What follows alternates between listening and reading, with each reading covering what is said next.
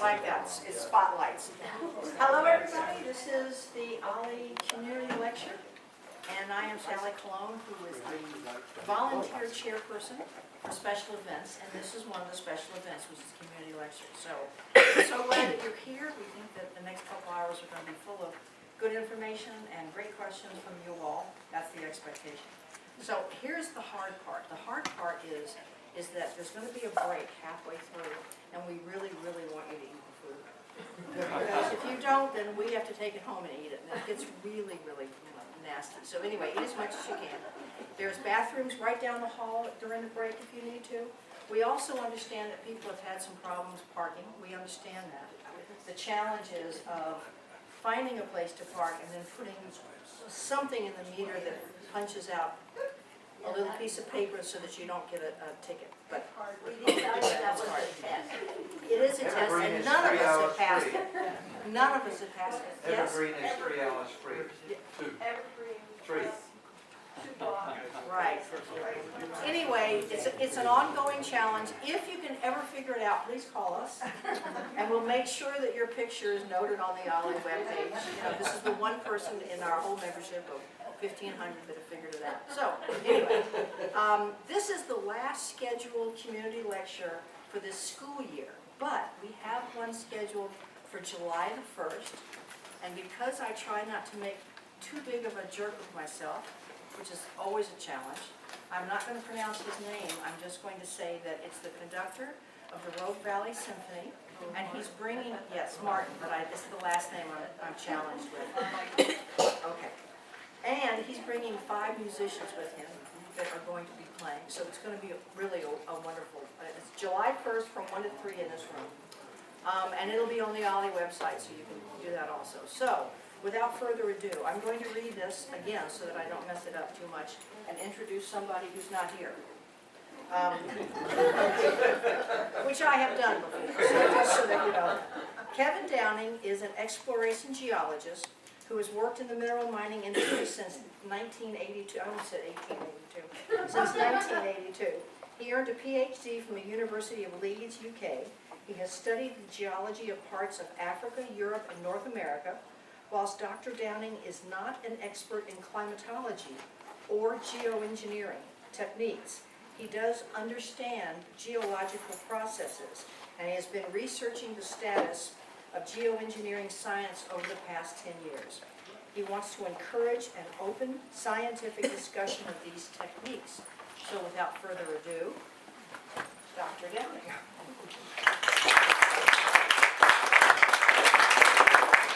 Thank you, Sally, and thank you all for coming to this lecture and giving me a couple of hours of your time. I hope that I'm going to talk for about an hour, and then I hope we'll have about an hour to discuss some of the things that I'm going to mention here. So what I'm going to talk about is basically the actions that I think that we need to take to save our planet from a rather uncertain future if we carry on doing what we're doing right now. I'm a scientist, I have a PhD, and as a scientist what I do is I work with peer-reviewed data. And now I'm going to explain to you, because many of you are not scientists, might not know exactly what that is. But basically scientists do some research and then they want to publish it. And when they publish it, they send it to a journal.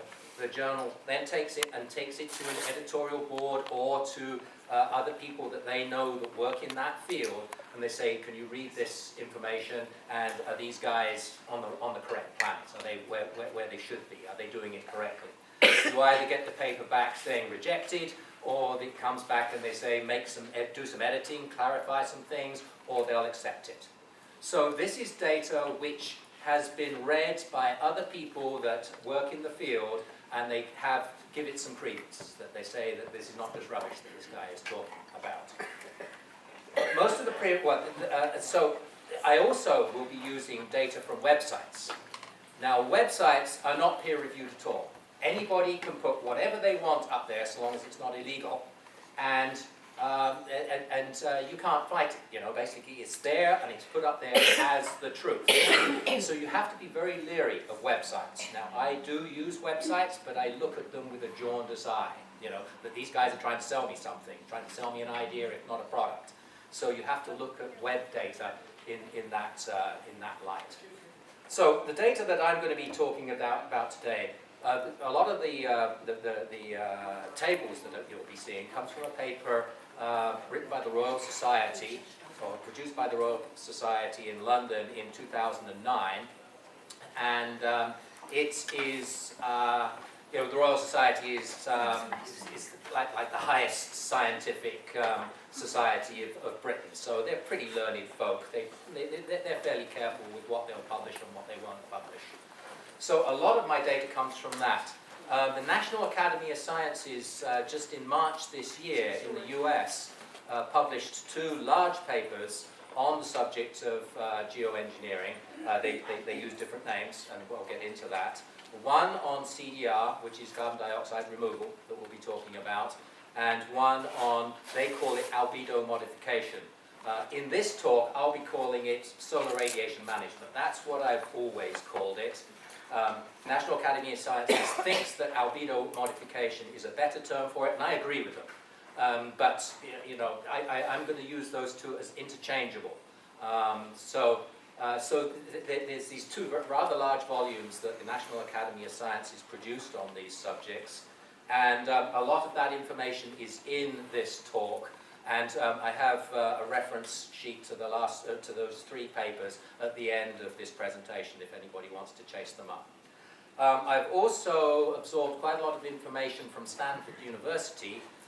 They had a series of seminars that were posted on YouTube, which are about their energy seminars. And there's been quite a lot of energy and climate change, we know, is quite well interlocked. And so there's quite a lot of useful information coming out of Stanford in those energy seminars. And also, you've got data from TED Talks. And TED people comes with some really interesting ideas. And they make some fairly broad statements of how good what they're talking about is. And I like the ideas that I hear. And I'm going to tell you about some of these ideas, but I cannot tell you if they'll actually work the way that they're said. But I mean, we need people thinking about this subject, and TED Talks is a good place to get people who are doing this kind of thinking, and you know, maybe some of their stuff is better than others. There's no silver bullet in how we're going to get ourselves out of this situation. We have to work on many fronts to try and solve the situation we find ourselves in. What I am not going to talk about today is the root cause of the problems that we have with our greenhouse gas emissions. If anybody here wants to argue about whether global warming is happening or not, and that it's man-caused, I'm not the best person to talk about that subject. I am convinced that it's happening. And there's, you know, I know at least one scientist in this room who can answer the questions that you'll have on that much better than I can. And so we're not going to talk about that. If you want to discuss whether global warming is happening and it's man-caused or not, you're in the wrong venue. The other thing I'm not going to talk about are chemtrail conspiracy theories. If you type into a search engine climate engineering or geoengineering, some of the top hits that you'll get in there are chemtrail conspiracy theorists. And in my view, it is just hogwash. There is no, you know, this is one of the places where people can put up whatever they like on the web and nobody's going to get it taken down if it's not illegal. And this is one of those cases. So I'm not going to discuss that either. So, as Sally said, I'm a geologist. As such, I understand Earth processes fairly well. I've studied them for quite a few years, and I just like to see a rock and then try and work out how did it become the rock that we see today. And most of the time it's a very long history that it has. What I am not an expert in is climate science, biology, chemistry, physics, technology, and sociology. And all of those subjects are exceedingly important in this subject that we're going to talk about today. And so I'm not necessarily the best person to do that because I can't answer you technical questions on those fields very well at all. But I can hopefully refer you to the right place where you can get the answers that you need. Okay, so that's the preemptive part of this thing. Now I'll start the talk. I hope you all recognize this. You've seen many renditions of our planet as we know it. It's broken up into 3 segments, so you can see the Americas, you can see Europe and Africa, and then you can see Asia. And this is the present day. What I want you to notice on this image is the amount of light blue water around the coasts and inland seas. And what we're looking at there, actually I should go back a step. The Earth is divided up essentially into two plate types, 2 types of surface to the Earth. There are the oceanic plates and there are the continental plates. The oceanic plates obviously underlie the Indian Ocean, the Atlantic Ocean. Continental plates are what stick up. Now there's actually a fair bit of continental plate that is underwater. In shallow marine environments, and that's what you see in light blue around, say around the United Kingdom there in Northern Europe and through the Mediterranean and around here in Southern Asia. These are actually parts of continental plates which are just covered in water because that's what the sea level is. So I want you to just have a look at that and think, okay, that's where we are now, and that's where our water to continent position is. Now I'm going to move you back 90 million years into the Upper Cretaceous. And I think you'll recognize on this map that you can still see that this is North America here and South America here. This is actually the Rockies. California, Oregon and Washington have not been scraped up and stuck on the west side of the US by this time, 90 million years ago. You can see Africa up in this area up here. Europe is kind of segmented. It's all basically shallow marine water, and the Alps haven't been built yet. When Africa collides into Asia, the Alps get built. Here we are in Asia. This is India. India from the Cretaceous does a long march north and crashes into Asia, which is when the Himalayas are built. It's got a long way to go back in 90 million years. But what I really want you to notice from this map, from this depiction here, is how much shallow marine environment there is here. All those light blue areas are continental crust covered in water.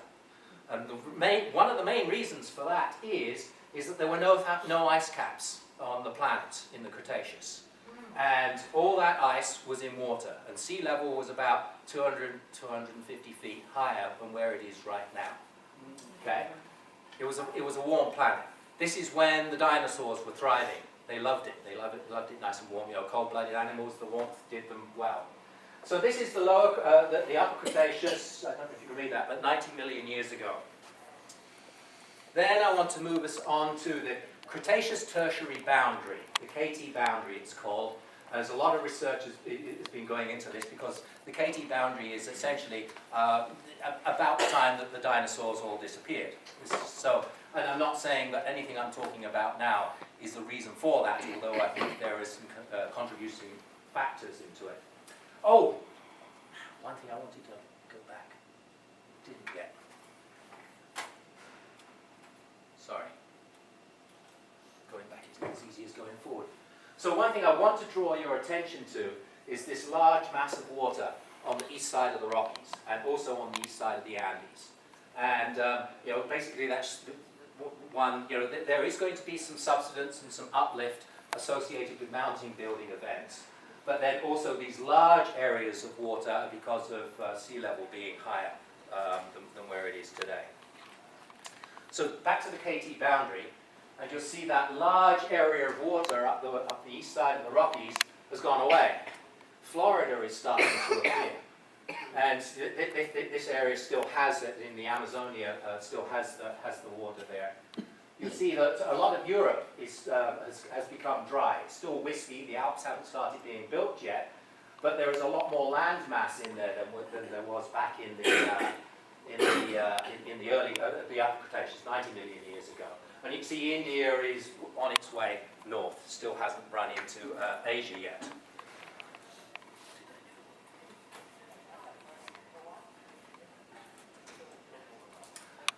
Why? Where did all the water go? Basically the idea I wanted you to get there was that 65 million years ago, water level was lower than it was 90 million years ago. And this guy could well be responsible for it. You see the bar down here, 1 micron, so he's rather expanded here. He's a coccolith. And coccoliths generate exoskeletons, while we have our supporting structure inside us. The coccolith has it on the outside, just like corals do, and a lot of marine animals do. And this guy grew up a lot in the Upper Cretaceous. There were a lot of them around, and what he produced was this. The White Cliffs of Dover, the chalk, goes all the way basically from quite some distance north of London, all the way to Iran. And there is 400 to 500 feet thickness of chalk over very large areas of Europe. And what chalk is just a huge number of coccolith skeletons. That little guy that was in the last picture, he grew up, he sucked carbon dioxide out of the ocean, and he died, he fell to the seafloor and deposited chalk. Over 30 million years that process occurred. So, this is a kind of an ugly kind of picture. Phanerozoic carbon dioxide.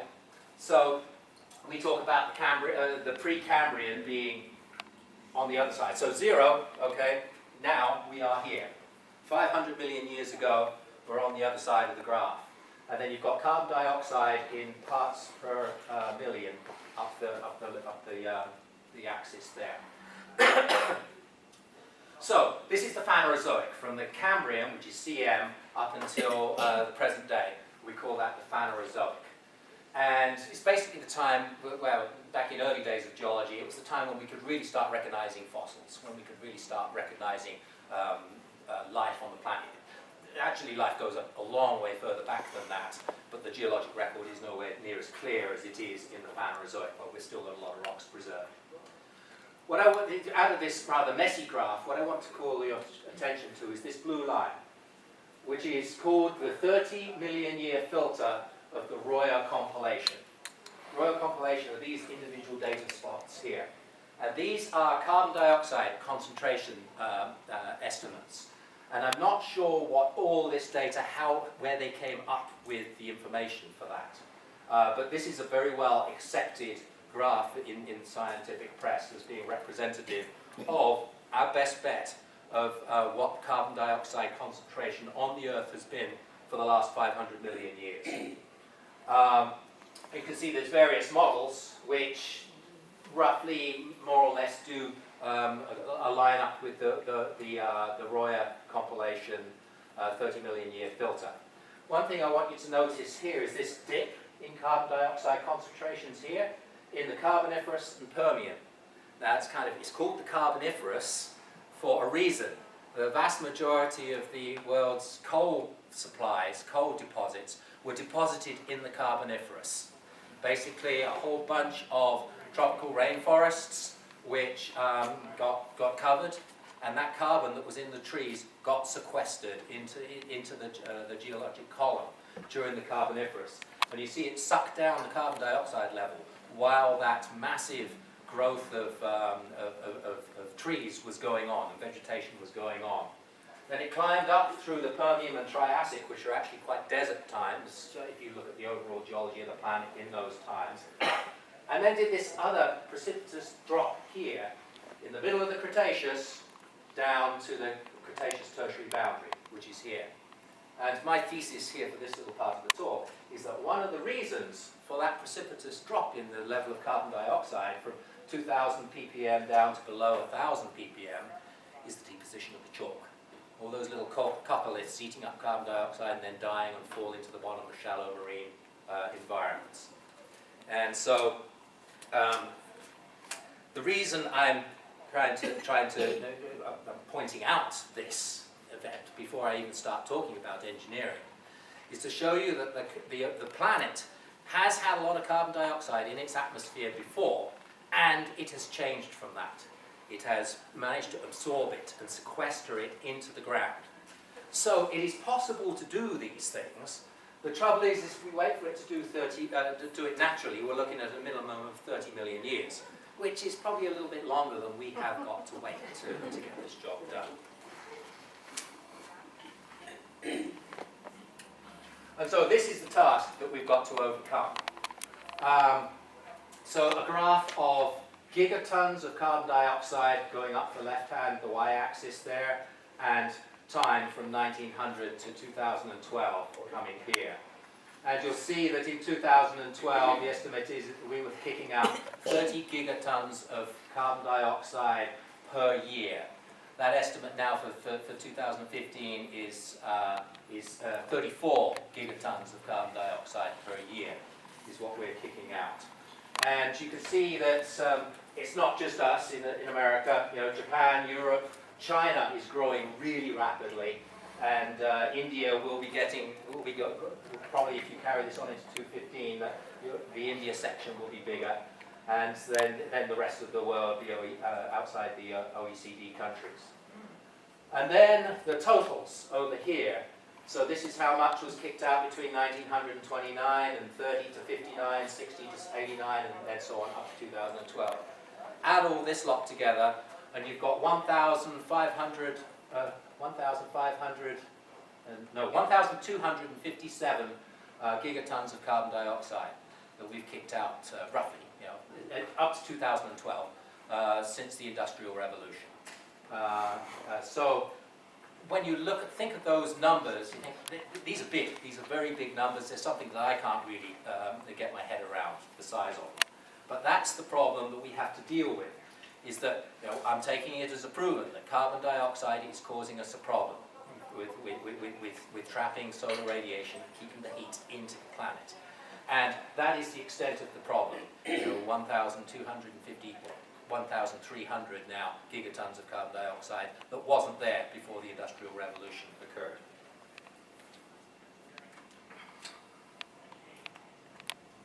So this is the Keeling Curve from the year 1700 up until today, or May 26th, which is when I did get this off the web. But this is very well supported data. It's not fly-by-night stuff. Up to here, up to 1958, the data comes from ice cores. You can quite easily get the information out of ice cores. And then from 58 onwards, it's measured at Mauna Loa Observatory. And there is very little doubt in my mind that there is a problem going on here. You can see the levels going up quite high. Projection is that if we as a planet decided today to wean ourselves off of carbon and get our energy for other sources, obviously we're not going to stop tomorrow. The thought is that if we turn this around right now and started doing something about it right now, we're going to end up with 550 parts per million carbon dioxide in the atmosphere if we made the decision to stop. So we've got a long way further to go in our weather modification, our climate modification that we're starting to experience, and I hope most of you recognize that we are doing something here and there is a problem. We've got a lot more of this to come. We've we've gone from 280 ppb up to 400 ppb, so we've gone up 120 ppm, sorry, ppm, not ppb. We've gone up 120 parts per million carbon dioxide. When we get to 550, we've gone up 270. So we are doubling, basically. Even if we made the decision to stop now, we're doubling what we've got. Is that the amount that's in the air? Yes. When I say parts per million, ppm, when I refer to this, it's parts per million by volume. So if you had 1 million units of air, inside that air there would be 500 at the end. Right now there will be 403 parts of those 1 million units. 403 of those units would be carbon dioxide. Okay. So this next one is kind of a dark thing, but hopefully you can see it. And now what I will be talking about most of the time, I'll talk about carbon dioxide. But really what I'm referring to is all greenhouse gases. And we have to deal with methane, nitrous oxide and ozone are the main ones that are human called greenhouse gases. So when I say carbon dioxide, I'm trying to refer to all four of those. Methane and nitrous oxides are quite serious problems. I'm not so sure about ozone, although we have ozone issues around town. So, but you know, those are the four gases that we're dealing with. So now, you've probably all heard of the IPCC, the International Panel on Climate Change, has been working on this problem for some time, and they've come up with these RCPs, these representative concentration pathways, and those are the four curves that I'm showing you on this diagram here. And you can see from the bottom that there are RCP 8.5, 6.0, 4.5, and 2.6. And what the numbers mean, 8.5, 6, and 4.5, and 2.6, what those are referring to is what's called the radiative forcing, which is basically the effect that the carbon dioxide is having on how much energy is not getting out away from the planet. Those numbers represent what that value is in the year 2100. So you see the red one is called RCP 8.5. It's because there's going to be 8.5 watts per square meter of forcing, of basically energy that is not getting out of the atmosphere. The sun is oversupplying what can get away from the planet to keep equilibrium. Because the relationship is that way? It's because of the greenhouse gas effect, keeping energy in the atmosphere. If there was no greenhouse gas effect, or if the planet was at steady state, there'll be the same amount of energy coming into the planet from the sun as is going out. But what the increasing concentrations of greenhouse gases do is it stops some of the radiation going back out. So radiation that's coming in from the sun is getting trapped, and that's why we're warming up. Okay? And basically the red curve is business as usual. That is what happens if we keep doing what we're doing. The next one, which is the orange curve, is what happens if we make the decision to stop using fossil fuels, and our use of fossil fuels peaks at the year 2080. So this curve here is if the planet does make a decision. Okay, we're going to stop, and that decision is going to be made sometime. For this model, it'll probably be sometime around 2050, if the peak is in 2080, because there's going to be a 30-year lag, whatever we do. When we decide to change our ways, it's going to take us 30 years to change our ways, because we're not going to just turn the coal-fired power plants off.